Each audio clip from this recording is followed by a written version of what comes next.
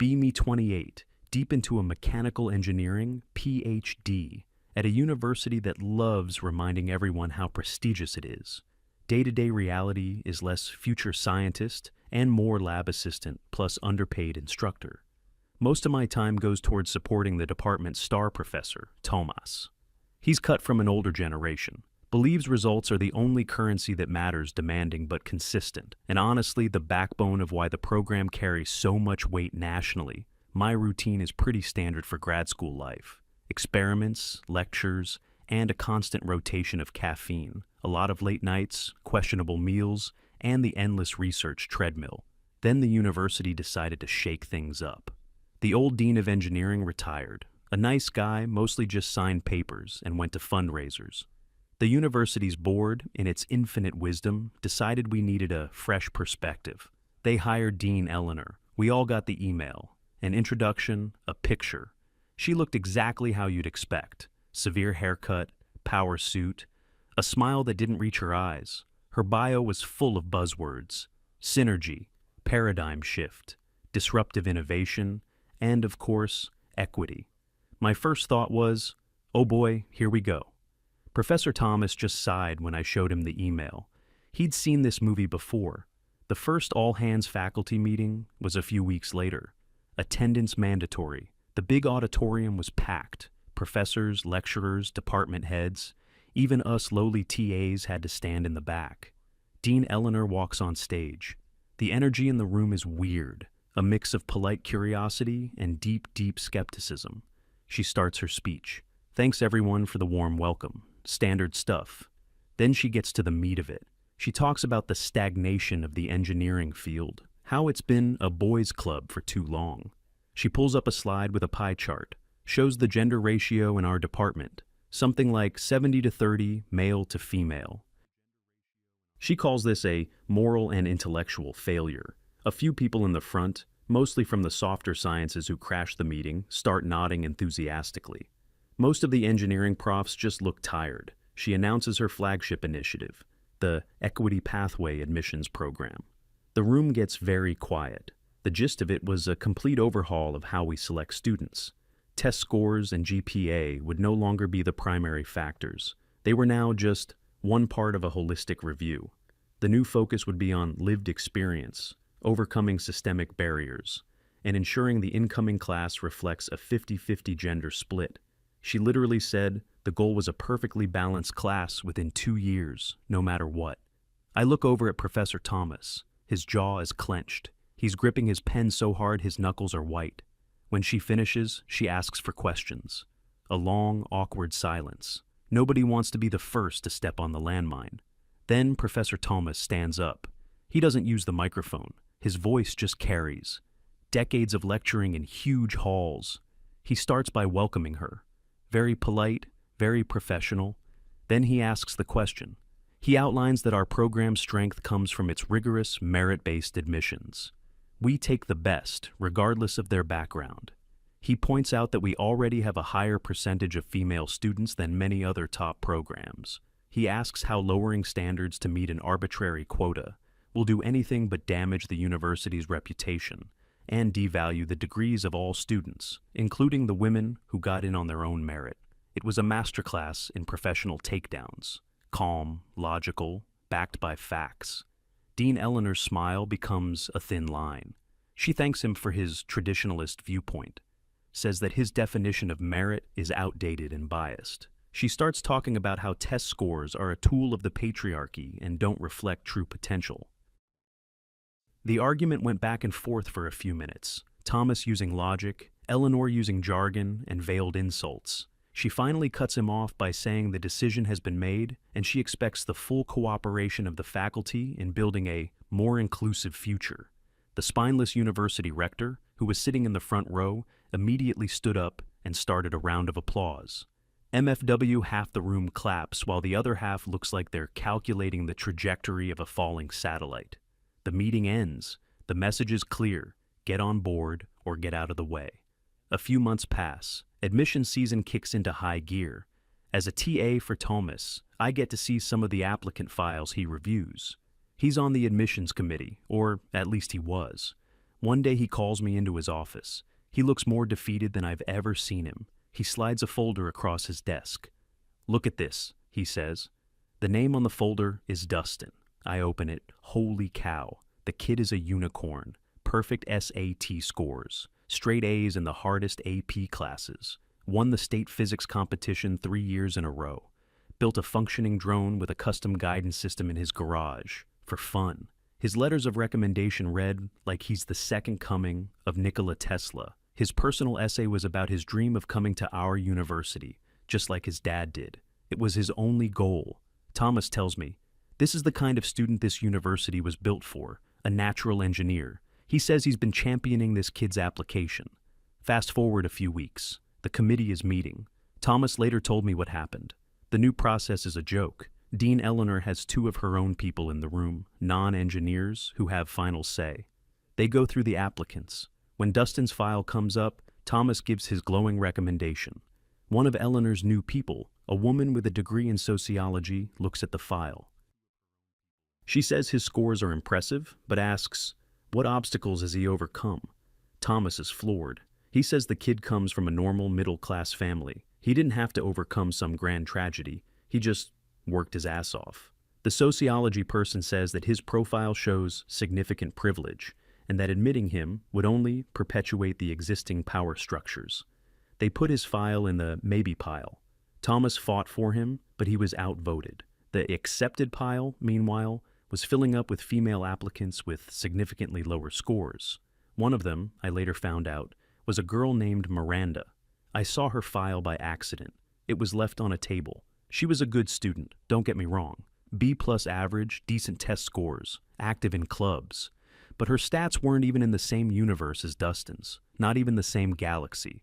Her essay was all about the challenges she faced as a woman in STEM and her desire to fight toxic masculinity in the tech world. It was like it was written specifically to tick every box for the new admissions criteria. The decision letters go out. Dustin gets a thin envelope, rejection. Miranda gets the big fancy acceptance package. Thomas was livid. He tried to appeal to the rector. The rector gave him some corporate speech about supporting the dean's vision and the importance of progress. Basically told him to sit down and shut up. The story gets worse. Our biggest rival, a state university that we always look down on, has a very clever dean. This guy isn't an ideologue. He's an opportunist. He hears whispers about what's happening at our university. He reportedly tells his admissions team to create a special watch list for our high-stat male rejects. About a week after Dustin gets his rejection letter, he gets a personal package in the mail. It's from the rival university's dean of engineering. Inside is a letter. It doesn't just offer him admission, it offers him a full 4-year scholarship. The Distinguished Future Innovator Scholarship, they called it. The letter praises his achievements, mentions his drone project by name, and says he's exactly the kind of student they want to build their program around. They weren't just accepting him. They were rolling out the red carpet. What do you think he did? He accepted it before the ink was dry. And he wasn't the only one. Dozens of top-tier male applicants who we rejected got similar offers. Our rival was basically getting our entire A-team for free. The new semester starts, the campus is buzzing. Dean Eleanor is on the cover of the university magazine, talking about the most diverse and equitable class in history. I'm a TA for one of the foundational physics courses for first-year engineers. Usually, this class is a pressure cooker, fast-paced, challenging. We weed out the kids who can't cut it. This year, it's different. On the first day, I look out at the lecture hall. It's almost exactly 50-50, men and women. Mission accomplished, I guess. But then the class actually starts. The first few weeks are a disaster. We're covering basic vector mechanics, stuff these kids should have seen in high school. I'm getting flooded with questions. Not smart questions, questions like, what's a derivative again? Or, can you explain what torque is one more time? I have to hold extra office hours, and they're packed. The students who are struggling are overwhelmingly the new equity pathway admits. They're not bad kids, they're just out of their depth. They were set up to fail.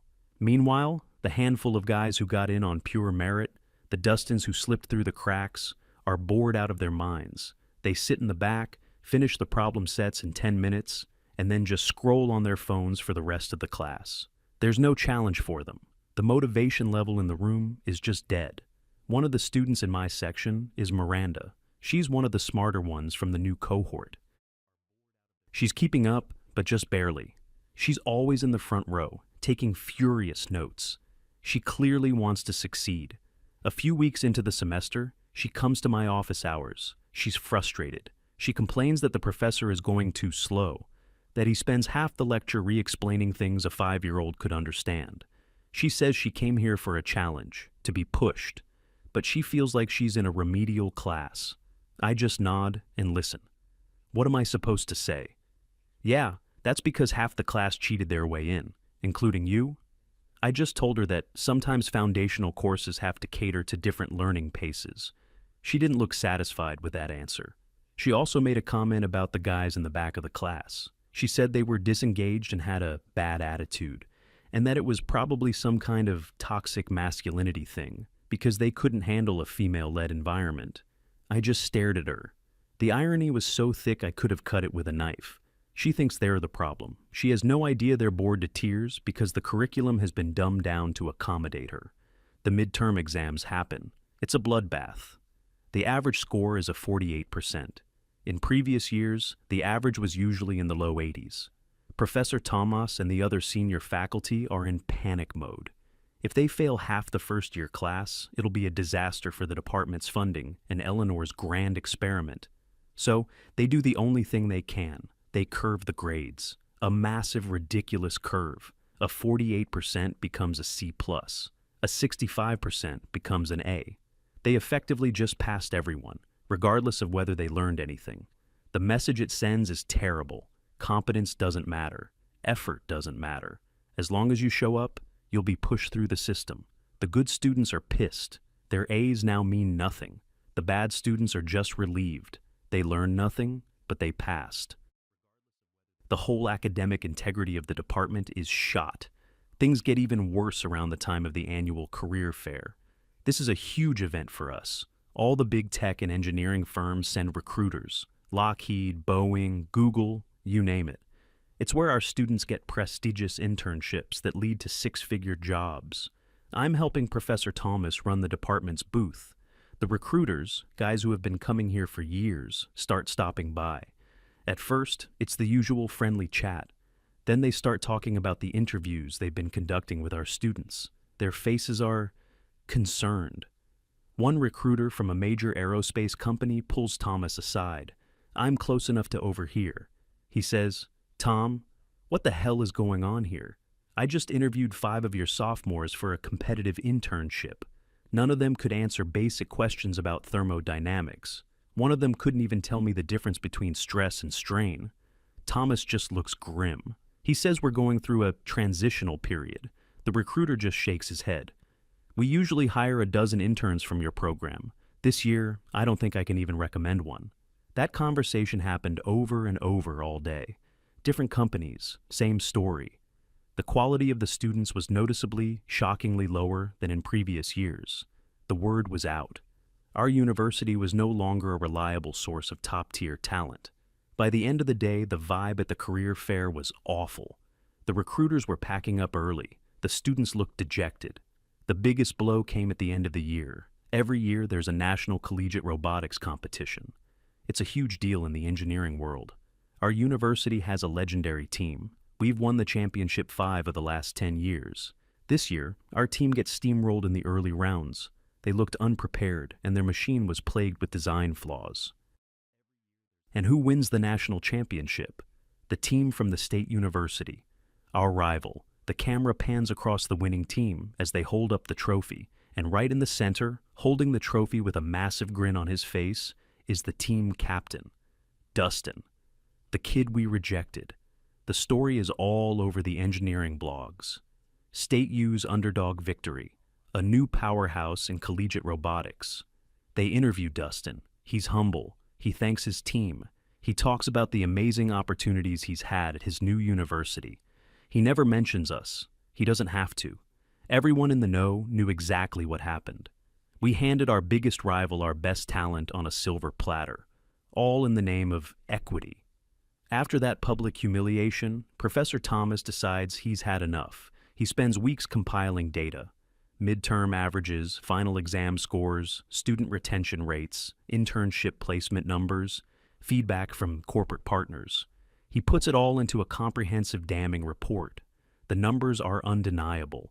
Every single metric of academic performance and student success has plummeted since the equity pathway was implemented. He requests a meeting with Dean Eleanor. He's going to present her with the cold, hard facts. He hopes that seeing the data in black and white will force her to reconsider. I help him prepare the slides. The data is even worse than I thought. We're not just declining. We're in a free fall. He goes to the meeting. I wait in his office, nervous for him. He comes back an hour later. He looks pale. I ask him how it went. He just slumps into his chair and puts his head in his hands. He told me she didn't even look at the data. She refused to engage with his points. When he showed her the falling test scores, she said the tests were biased. When he showed her the negative feedback from recruiters, she said the companies were sexist. When he brought up Dustin and the robotics competition, she accused Thomas of being obsessed with one privileged male student. Then, she turned it on him. She accused him of being the problem. She said his old-fashioned teaching methods and unwelcoming attitude were the real reason students were struggling. She claimed he was actively trying to sabotage her initiative because he couldn't handle a woman in a position of power. The meeting ended with her informing him that he was being removed as head of the curriculum committee, effective immediately. She was replacing him with one of her sociology people. He wasn't just ignored, he was punished for telling the truth. That was the moment I knew. This wasn't about education anymore. It wasn't about helping anyone. It was about ideology, and nothing was going to get in its way. Not facts, not logic, and certainly not the future of the students. The first year was over, and the real damage hadn't even begun. The second year started, and the vibe on campus had changed. The optimism was gone, replaced by a kind of cynical resignation. The remaining good students, the ones who didn't transfer out, had adopted a new strategy: do the bare minimum to pass and focus on personal projects and networking outside the university. They knew their degree was being devalued in real time. Their only hope was to build a portfolio that could speak for itself. The department became a ghost town after 5 p.m. The study groups, the late-night lab sessions, the collaborative energy that used to define the place, it was all gone. My role as a TA became less about teaching and more about hand-holding. The curriculum had been officially simplified. We were told to make our courses more accessible. That was the new buzzword. It meant easier tests, fewer assignments, and a lot more group work. Oh, the group projects. That was Eleanor's new big push. The idea was that collaborative projects would foster an inclusive environment and allow students with diverse skill sets to contribute. In reality, it was a way to hide the incompetence of half the class. I got a front row seat to this disaster in the sophomore level Intro to Circuit Design course I was TAing. The final project was to design and build a simple functioning AM radio, a classic project. Hard enough to be a challenge, but totally doable. The students were put into randomly assigned groups of 4. I saw Miranda's group assignment. She was put with 3 other Equity Pathway students, 2 girls and a guy who had all barely scraped by in their first year. I almost felt bad for her. A week later, she's in my office. She looks exhausted. She tells me the project is a nightmare. One of her group members, she said, had no idea how to read a schematic. Another one couldn't solder to save her life and kept burning components. The third member just didn't show up to their meetings at all. Miranda had designed the entire circuit by herself. She had sourced all the parts. She was trying to assemble it alone. She asked me if she could just do the project by herself and get a grade based on her own work.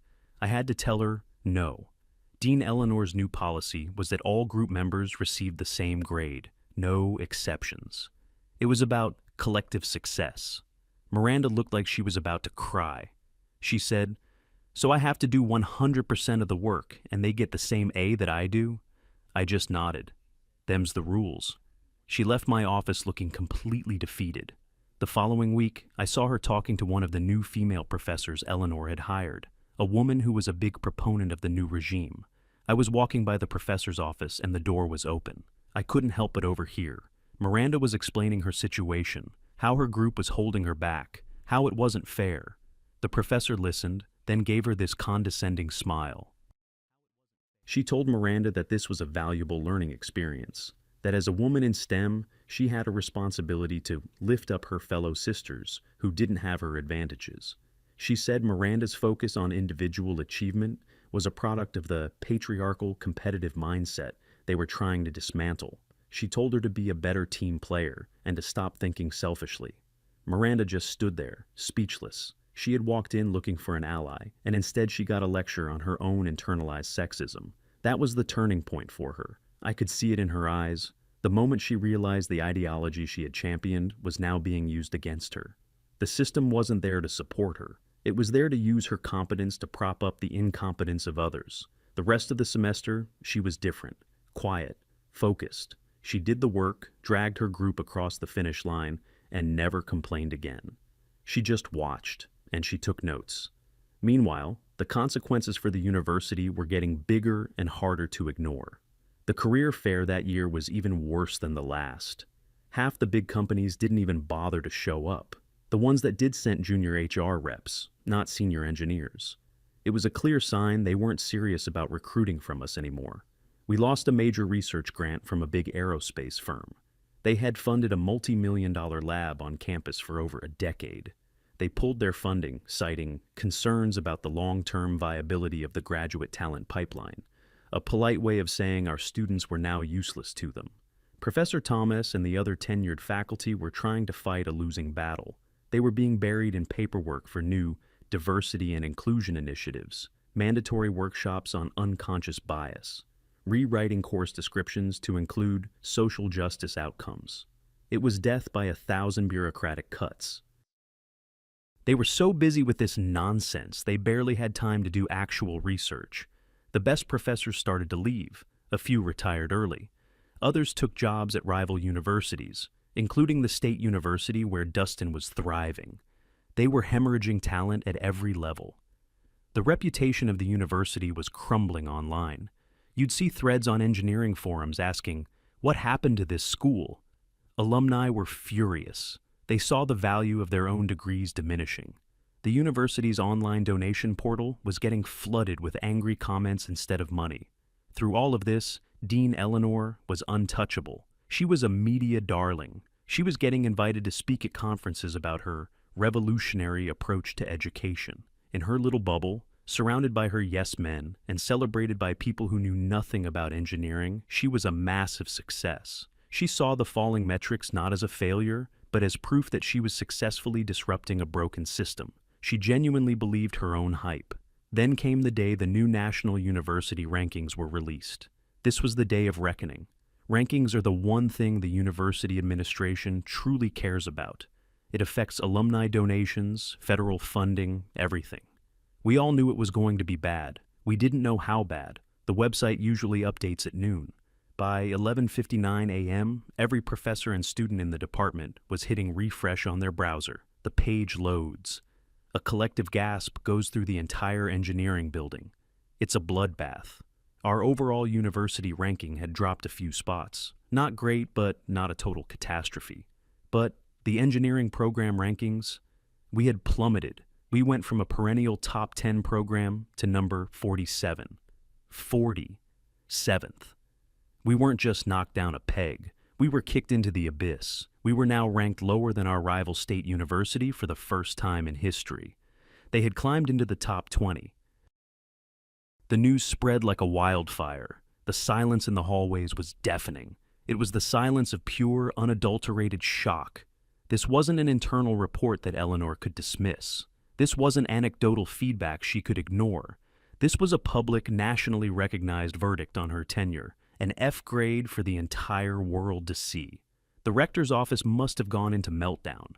I heard from a friend who works in administration that the board of trustees was calling emergency meetings. The biggest donors were calling the rector's personal cell phone and screaming at him. The public relations nightmare had begun. The student newspaper, which had been a cheerleader for Eleanor's policies, was suddenly silent. They didn't know what to say. But someone else did. 2 days after the rankings dropped, a new article appeared on the student newspaper's website. It was written by Miranda. The headline was explosive. "I was an equity admit. They used my success to justify a failure." It was brutal. She didn't use jargon or emotional arguments. She used facts. She wrote about her own experience, about coming to the university full of hope, believing in the mission of equity. Then she detailed the reality. The dumbed-down classes. The professors forced to teach to the lowest common denominator. The nightmare of group projects where she had to carry the dead weight of unprepared students. The feeling of being condescended to by faculty who told her that her own ambition was a form of internalized oppression. She wrote, "I was supposed to be the poster child for this new system. Instead, I've been given a second-rate education at a first-rate price. My degree is now worth less than the paper it's printed on." The most damning part was the end. She said the equity pathway wasn't about helping women. It was about an administrator's ego. She said it was an insult to every woman who had earned her place through hard work and merit. It was a perfectly crafted attack. Because it came from her, one of the people the system was designed to benefit, it was impossible to dismiss as sexist or reactionary. The article went nuclear. It was picked up by national news websites, tech blogs, education journals. Our university's failure was now a national case study. That was the final nail in the coffin. The rector had no choice. The financial and reputational damage was irreversible. The pressure was immense. He called Dean Eleanor into his office. No one was there, but the story that circulated was that it was short and brutal. He didn't debate her. He didn't discuss ideology. He put a stack of papers on the desk in front of her. The rankings report, a printout of Miranda's article, a list of donors who had officially pulled their multi-million-dollar pledges. He told her she had become a liability the university could no longer afford. He gave her two options: resign immediately and quietly, or be fired by the board of trustees in a very public, very messy way. She tried to argue. She started talking about the patriarchy and fighting the good fight. He just cut her off. "This is over, Eleanor." An hour later, a campus-wide email went out. "Dean Eleanor will be stepping down to pursue new opportunities. We thank her for her service and wish her the best in her future endeavors." Just like that, she was gone. No farewell party, no grand speech. She just vanished. A year has passed since then. Professor Thomas was made the interim dean. He's trying to right the ship. He immediately scrapped the equity pathway and restored merit-based admissions. But the damage is done. Our rankings only went up to 42nd this year. The climb back to the top 10 will take a decade, if it ever happens. We're still struggling to attract top-tier students, both male and female. The smart ones don't want to come to a fixer-upper. I finally finished my PhD.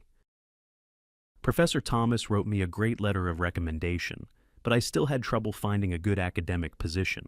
Our university's name is just toxic right now. I ended up taking a research job in the private sector. It's a good job, but it wasn't the path I wanted. Sometimes I browse the tech news just to see what's going on. Just last week I saw a headline on a major tech site. Apex Robotics, AI startup founded by State University alums, acquired by Google in landmark $300 million deal. I clicked on the article. There was a picture of the two co-founders shaking hands with some Google VP. One of the co-founders was Dustin. The article called him one of the brightest young minds in robotics. I just stared at the screen for a long time. We had him, he was ours, and we threw him away for nothing. He won, merit won. It just didn't win at our university. Later that day, out of morbid curiosity, I looked up Eleanor on LinkedIn. Her new job title is Independent DEI Strategy Consultant. Her profile picture is the same professional headshot, the same smile that doesn't reach her eyes. Her latest post was a link to a webinar she was hosting. Confronting Systemic Bias in the Modern Workplace. 7 people had liked it. I closed the browser. Some people never learn, and the rest of us just have to live with the consequences.